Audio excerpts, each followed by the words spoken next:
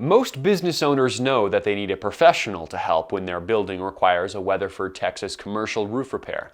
However, did you know that professionals can help ensure you have the right roof that can save you on your energy costs? Your Parker County commercial roof could help to lower your energy bills if it's made using the best materials, installed by the experts, and properly maintained. How can you save on energy costs with your commercial roofing system? For starters, always make the necessary commercial roof repairs your roofing professional suggests.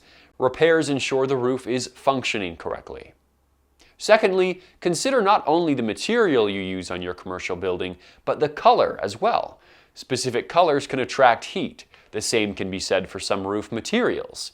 Ensure that your roof and all the components that work with your roof are maintained.